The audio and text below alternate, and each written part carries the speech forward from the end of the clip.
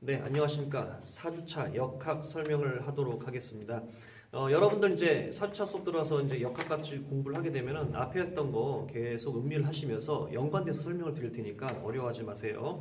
역학이라고 하는 학문은 역학이라고 하는 것은 치료를 중심으로 하는 것이 아니라 앞에서 계속 말씀드렸다시피 우리 공중보건이라고 하는 예방의학적인 사회 건설적인 이런 것은 지역사회 커뮤니티를 형성해 갖고 우리가 다음부터는 이 질병이 발생하지 않게끔 노력하자는 의미에서 역학을 하게 됐습니다.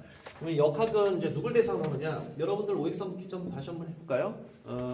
다시 한번 아니고 뭐 매번 하는 거니까 사람을 대상으로 할까요? 동물로 대상으로 할까요? 사람을 대상으로 합니다. 동물을 대상으로 하지 않는 건 아니에요. 근데 사람을 중점적으로 하죠. 사람.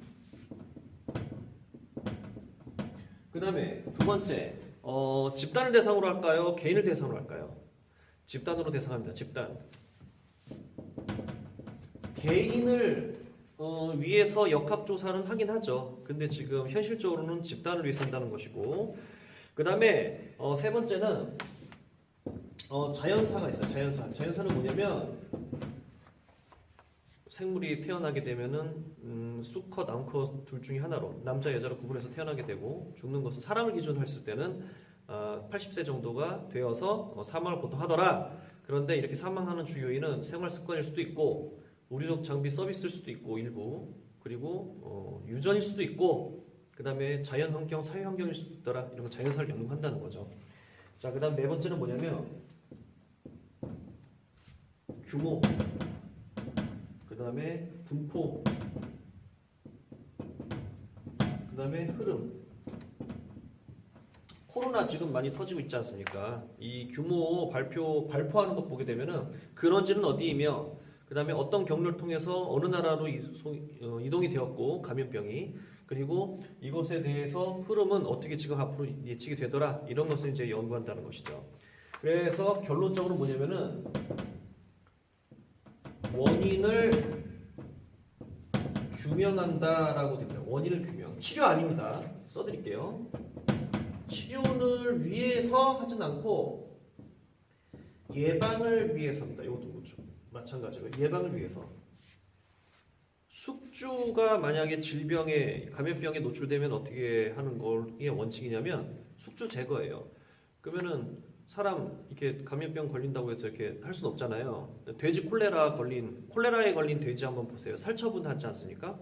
뭐 돼지 그 병이 걸렸다고 해서 이렇게 침대에 누워서 치료하겠다고 닌겔 꽂고 주사 놔주고 약 먹이고 꿀꿀아 괜찮니? 이렇게 하는 건 본 적이 거의 없습니다. 저도 못 봤고요. 그냥 땅 속에 다 이렇게 안녕 되는 거죠. 근데 사람이 사람을 할 수는 없기 때문에 첫 번째 뭐합니까? 격리죠. 언제까지? 질병 증상이 나타나지 않을 때까지. 그러니까 죽을 때까지라는 뜻도 있어요, 사실. 그러지 못하기 때문에 치료를 위해서 이제 의료 서비스를 하는 거죠. 자, 그래서 이제 치료를 목적으로 하진 않고 예방을 목적으로 하더라. 이것이 역학의 이론적 배경이자 주 요인입니다.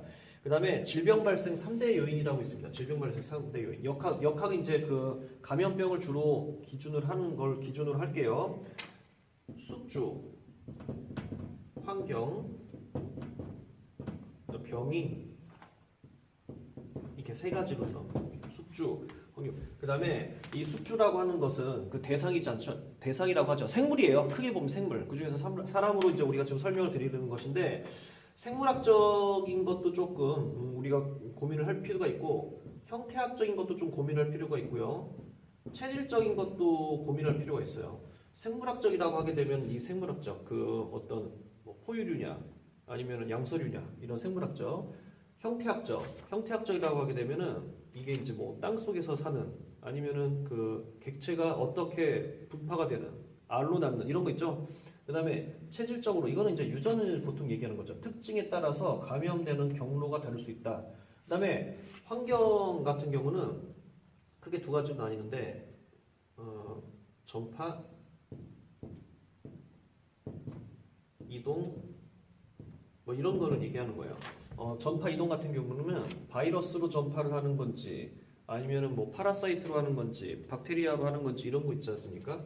보통 이제 공기를 타고 오느냐 호흡기계 얘기하는 거죠. 호흡기계 아니면은 이제 호흡기계 아니면은 소화기계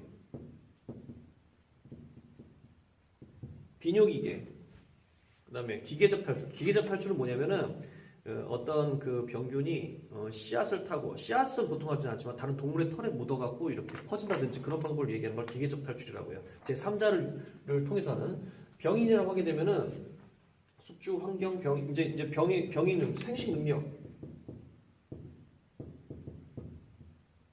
그다음에 침입, 감수성 얘기하는 거예요.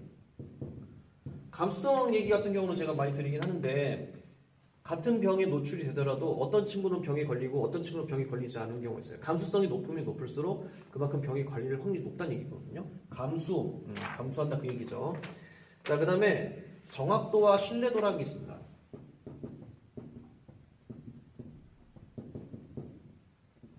여러분들 정확한 건 다른 말로 뭐라고 하느냐? 이거는 타당도라고 해요. 타당도.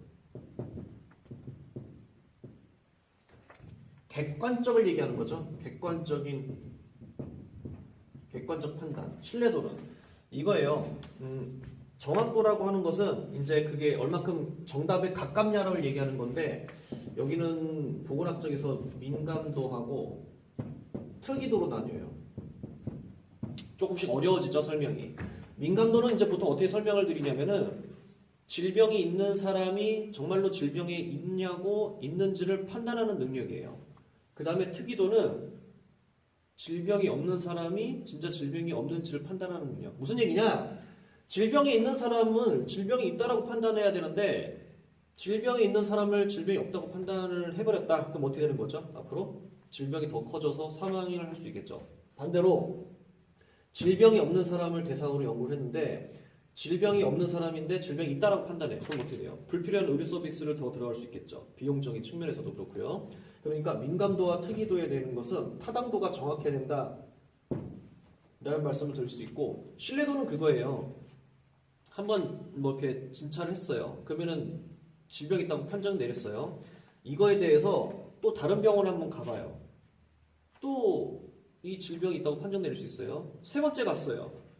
그때 또 아닐 수도 있다는 얘기죠. 이제 예를 들어서 뭐 제가 예문들이 드리는 것은, 한번 사람이 큰 병에 걸리게 되면은 다른 곳에 너무 이제 낙담하지 말고 다른 병원을 한번 두세 곳을 더 돌아보라는데, 이게 신뢰도와 관계가 있습니다. 이게 신뢰도.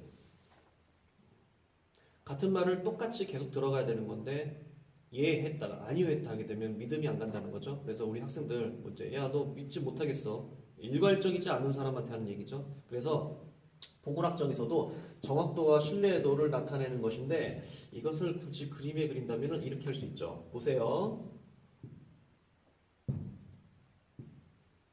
올림픽 같은 데 보게 되면 이 관역에다 이렇게 화살 쏘죠. 그러면은 처음에 화살 쐈어요. 올림픽 그 국가대표 선수가 윙 해갖고 여기다 턱 맞았어요. 두 번째 윙 해갖고 여기 턱 맞았어요. 세 번째 화살 삥 쐈어요. 뜨악 맞았어요.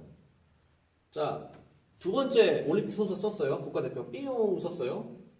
뜨악 삥 썼어요. 뚜어 삥 썼어요. 엥 나갔어. 자, 두 가지 한번 볼게요.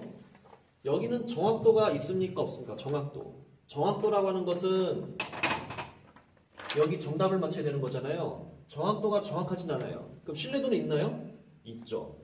계속 같은 곳을 향해서 쐈죠. 얘는 뭐예요? 정확도도 없고 신뢰도도 없어요. 그렇죠?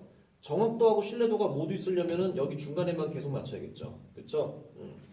이렇게 설명을 드리면 조금 이해가 가지 않을까요? 자, 그 다음에 역학 연구 방법론이라고 하는 것이 세 가지가 있는데, 이 세 가지는 단면 연구,